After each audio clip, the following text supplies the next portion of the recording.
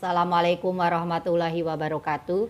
Selamat bertemu kembali anak-anak kelas 8. Mari kita lanjutkan pertemuan kita kali ini tentang perlawanan terhadap pemerintah Hindia Belanda sesi kedua. Jadi pada sebelumnya kita sudah membahas beberapa perlawanan rakyat Indonesia terhadap Hindia Belanda, yaitu perang Diponegoro, kemudian perang Padli, dan sebelumnya adalah tentang perang Saparua di Ambon. Semoga kalian ada dalam keadaan sehat walafiat, diberkahi dan diberi kemudahan. Sebelum lanjut ke materi inti, seperti biasa kalian harus tahu tujuan pembelajaran. Nah, tujuan pembelajaran kita kali ini yang pertama, kalian harus dapat menguraikan pendapat Snokhargen taktik untuk mengalahkan perang Aceh. Yang kedua, harus dapat menyebutkan pahlawan-pahlawan dalam perang Aceh. Yang ketiga, dapat menguraikan cara Belanda menguasai Tapanuli. Kemudian yang keempat, menguraikan berlangsungnya perang Banjar. Yang kelima, menjelaskan penyebab terjadinya perang Jagaraga di Bali. Nah, mari kita masuk pada perlawanan yang dilakukan oleh rakyat Aceh. Maka kita namakan perang Aceh. Nah, Traktat London tahun 1870 menyebut Belanda menyerahkan Sri Lanka kepada Inggris dan Belanda mendapat hak atas Aceh. Berdasarkan traktat tersebut, Belanda mempunyai alasan untuk menyerang istana Aceh. Nah, traktat itu adalah perjanjian ya. Saat itu Aceh masih merupakan negara merdeka. Belanda juga membakar Masjid Baitur Rahman yang menjadi benteng pertahanan Aceh pada tanggal 5 April 1873. Nah, semangat jihad atau perang membela agama Islam menggerakkan perlawanan rakyat Aceh. Jenderal Kohler terbunuh saat pertempuran di depan Masjid Baitur Rahman. Nah, Banda Aceh, Kohler meninggal dekat dengan pohon yang sekarang diberi nama pohon Kohler. Nah, ini adalah pohon Kohler ya. Nah, siasat konsentrasi Stelsel dengan sistem bertahan dalam benteng besar oleh Belanda tidak berhasil. Belanda semakin terdesak, korban semakin besar, dan keuangan terus terkuras. Belanda sama sekali tidak mampu menghadapi secara fisik perlawanan rakyat Aceh. Menyadari hal tersebut, Belanda mengutus, nah ini ada Dr. Snokhargen yang memakai nama samaran Abdul Ghaffar sebagai seorang ahli bahasa, sejarah, dan sosial Islam.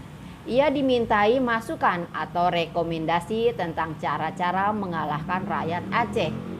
Nah, kemudian setelah lama belajar di Arab, Snokhargen memberikan saran-saran kepada Belanda mengenai cara mengalahkan orang Aceh. Kita ingat ya, bahwa Aceh itu dengan jihadnya, perang membela agamanya sangat kuat, sehingga Belanda sangat kewalahan. Taktik adu domba tidak bisa mengalahkan rakyat Aceh. Nah, jadi mengutus ya seseorang yang bernama Snokhargen. Nah, sekarang bagaimana menurut Snokhargen untuk mengalahkan rakyat Aceh? Nah, menurut Snokhargen, Aceh tidak mungkin dilawan dengan kekerasan, sebab karakter orang Aceh tidak akan pernah menyerah. Jiwa jihad orang Aceh sangat tinggi. Nah, taktik yang paling mujarab adalah dengan mengadu domba antara golongan ule balang atau kaum bangsawan dan kaum ulama.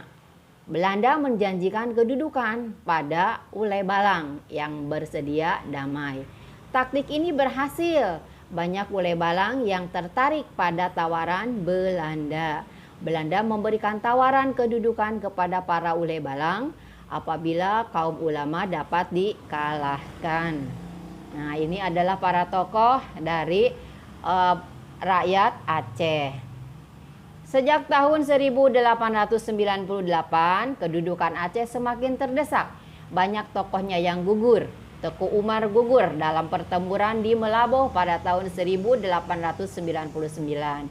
Kemudian Sultan Aceh Muhammad Daud Shah ditahan ditawan pada tahun 1903 dan diasingkan hingga meninggal di Batavia.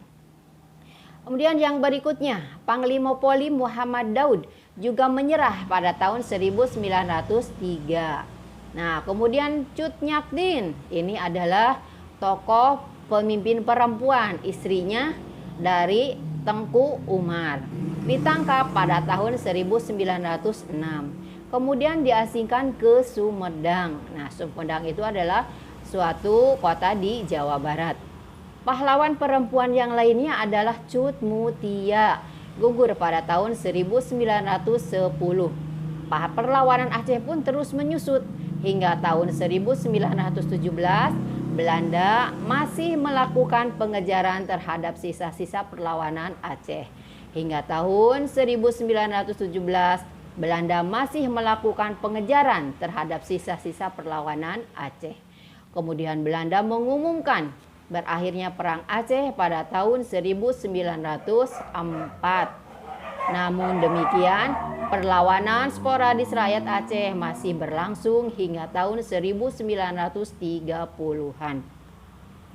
Nah, kemudian yang berikutnya adalah perlawanan Sisingamangaraja di Sumatera Barat. Perlawanan terhadap Belanda di Sumatera Barat dilakukan oleh Sisingamangaraja 12. Perlawanan yang ini yang dinamakan juga Perang Batak, berlangsung selama 29 tahun, lama ya. Pertempuran diawali dari Bahal Batu yang menjadi pusat pertahanan Belanda tahun 1877. Untuk menghadapi Perang Batak, Belanda menarik pasukan dari Aceh. Kemudian pasukan Sisingamangaraja dapat dikalahkan setelah Kapten Christopher berhasil mengepung benteng terakhir Sisingamangaraja di Pakpak. Kedua putra beliau, Patuan Nagari dan Patuan Anggi, ikut gugur sehingga seluruh Tapanuli dapat dikuasai Belanda. Nah, itu perlawanan Sisingamangaraja di Sumatera Utara. Yang berikutnya adalah Perang Banjar. Nah, Perang Banjar berawal ketika Belanda campur tangan dalam urusan penggantian raja di kerajaan Banjarmasin. Belanda memberikan dukungan kepada Pangeran Tamjidillah yang tidak disukai rakyat. Perlawanan dilakukan oleh Prabu Anom dan Pangeran Hidayat. Pada tahun 1859, Pangeran Antasari memimpin perlawanan terhadap Prabu Anom. Ditangkap Belanda. Pasukan Pangeran Antasari dapat didesak. Pada tahun 1862, Pangeran Hidayat menyerah dan berakhirlah perlawanan Banjar di Pulau Kalimantan.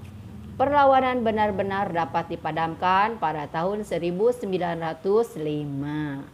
Nah, kemudian ini yang terakhir adalah Perang Jagaraga di Bali. Apa itu Perang Jagaraga? Nah, Perang Jagaraga berawal ketika Belanda dan kerajaan di Bali bersengketa tentang hak tawan karang.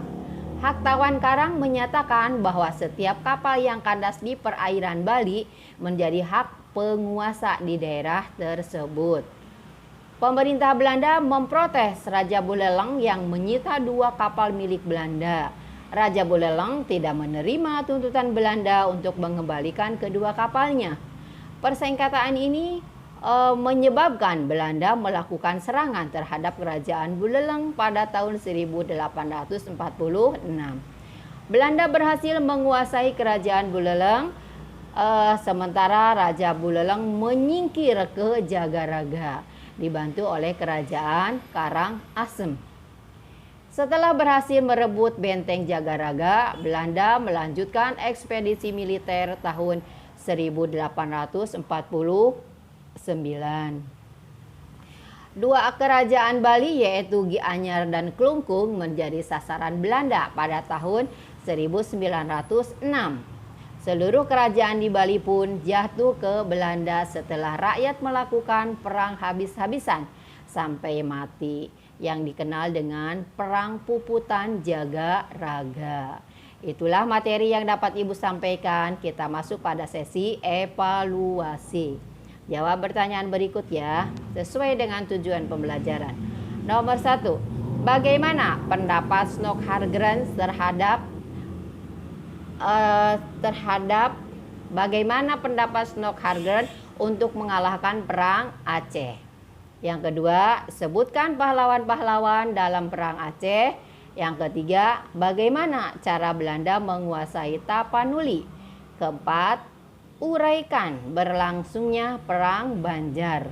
Yang kelima, jelaskan penyebab terjadinya perang Jagaraga di Bali. Untuk materi selanjutnya, kita akan membahas tumbuh dan berkembangnya semangat kebangsaan. Jadi setelah rakyat Indonesia melakukan perlawanan terhadap Hindia Belanda, terhadap pemerintah kolonial, dan terhadap imperialisme, maka akan menumbuhkan semangat kebangsaan. Demikian materi yang dapat Ibu sampaikan, semoga bermanfaat. Wawasan dan pengetahuan kalian semoga semakin bertambah. Ibu akhiri, wabillahi taufik wal hidayah. Wassalamualaikum warahmatullahi wabarakatuh.